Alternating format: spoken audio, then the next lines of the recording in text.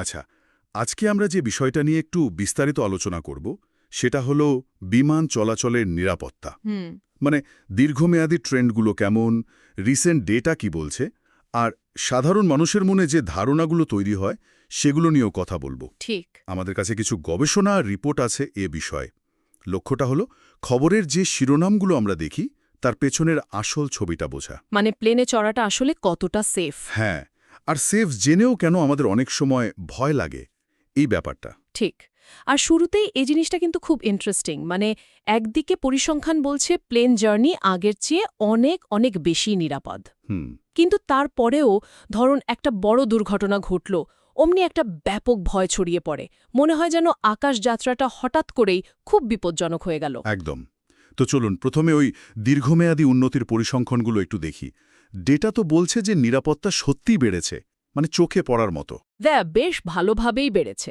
যেমন ধরুন ২০১১ থেকে ২০১৫ সাল, এই সময়টায় প্রতি ৪,৫৬,০০০ ফ্লাইটে গড়ে একটা দুর্ঘটনা হতো। আচ্ছা। আর এখন মানে ২০২০ থেকে ২০২৪-এর ডেটা যদি দেখেন, সেটা নেমে এসেছে প্রতি ৮,১০,০০০ ফ্লাইটে একটাতে। বাহ, মানে দুর্ঘটনার হার তো প্রায় অর্ধেক হয়ে গেছে। একদম। আর শুধু দুর্ঘটনার হার না, প্রাণহানি কমে যাওয়াটা ওটা আরও সিগনিফিক্যান্ট। ও, সেটা কেমন? গত ৩ দশকে মানে প্রতি ১০ বছরে যদি দেখেন, যাত্রী মৃত্যুর গড় সংখ্যাটা প্রায় অর্ধেক হয়ে গেছে। বলেন কি? হ্যাঁ, ভাবুন ৯০-এর দশকে যেখানে প্রতি ১৮ লক্ষ যাত্রীর মধ্যে একজনের মৃত্যু হতো, সেখানে রিসেন্টলি এই হারটা দাঁড়িয়েছে প্রতি ২,৭০,০০,০০০ যাত্রীর মধ্যে একজন। ২,৭০,০০,০০০? অবিশ্বাস্য। এটা কিন্তু বিশাল একটা অ্যাচিভমেন্ট। সত্যিই বিশাল, কিন্তু এর পেছনে কারণগুলো কি? মানে শুধুই কি টেকনোলজির উন্নতি? টেকনোলজি তো অবশ্যই একটা মস্ত বড় কারণ, তবে মানে শুধু ওটাই নয়, কয়েকটা জিনিস একসাথে কাজ করেছে। যেমন? হ্যান্সড গ্রাউন্ড প্রক্সিমিটি ওয়ার্নিং সিস্টেম। হ্যাঁ হ্যাঁ, প্লেন মাটির বেশি কাছে চলে এলে ওয়ার্নিং দেয়। ঠিক, ওটা পাইলটকে জোরসে সতর্ক করে।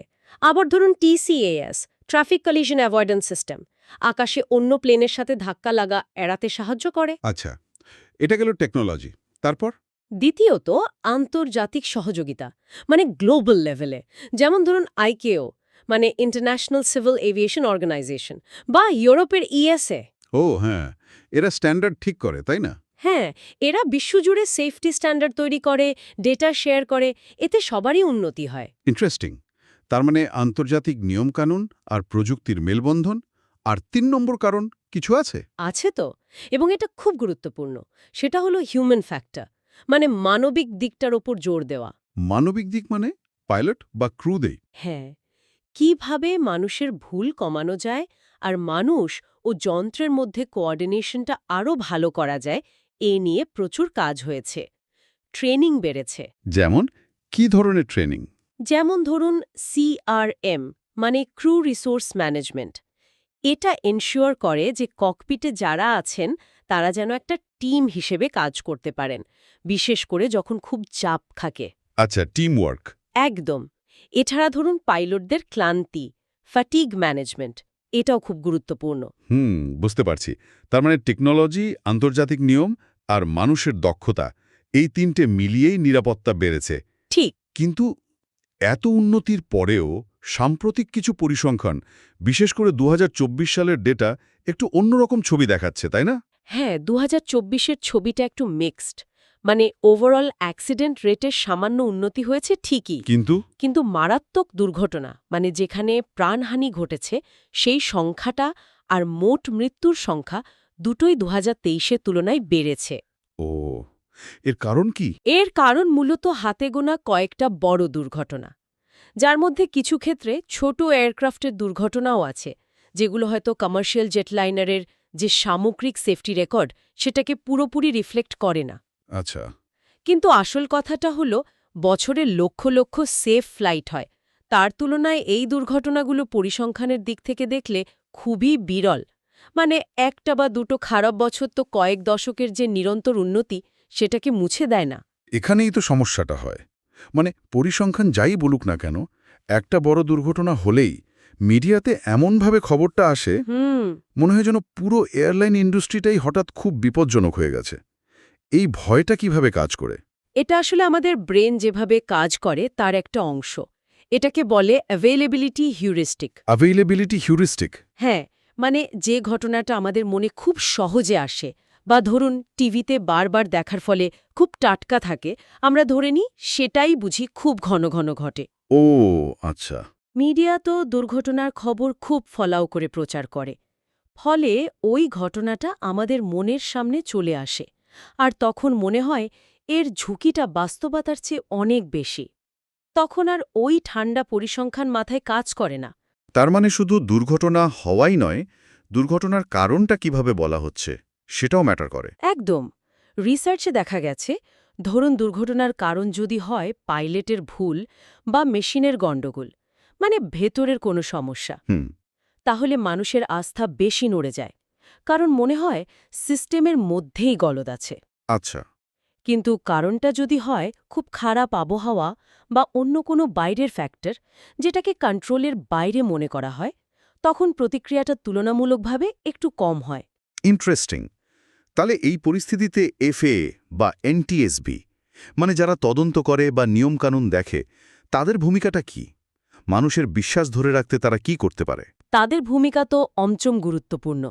প্রথমত, খুব স্বচ্ছভাবে আর একেবারে খুঁটিয়ে তদন্ত করা। হুম। দ্বিতীয়ত, সেই তদন্ত থেকে যা শেখা গেল সেটা কাজে লাগিয়ে সেফটি রুলস আরও স্ট্রং করা, আর এই পুরো ব্যাপারটা মানুষকে জানানো। মানে ট্রান্সপারেন্সি দরকার। একদম। এটা বোঝানো খুব জরুরি যে প্রত্যেকটা দুর্ঘটনা থেকে শিক্ষা নিয়েই কিন্তু ইন্ডাস্ট্রিটা ক্রমাগত আরও ভালো হচ্ছে। এই স্বচ্ছতা আর কার্যকরী ব্যবস্থা, এটাই মানুষের আস্থা ধরে রাখতে সাহায্য করে। তাহলে সব মিলিয়ে যদি দেখি, মূল কথাটা দাঁড়াচ্ছে যে কিছু বিচ্ছিন্ন ঘটনা বা কোনো একটা বছরের ডেটার ওঠানামা, এগুলো সত্ত্বেও যদি লম্বা সময় ডেটা দেখি, হ্যাঁ, তাহলে প্লেন জার্নি এখনও নিঃসন্দেহে সবচেয়ে নিরাপদ ট্রান্সপোর্টেশন সিস্টেমগুলোর মধ্যে একটা। ঠিক তাই।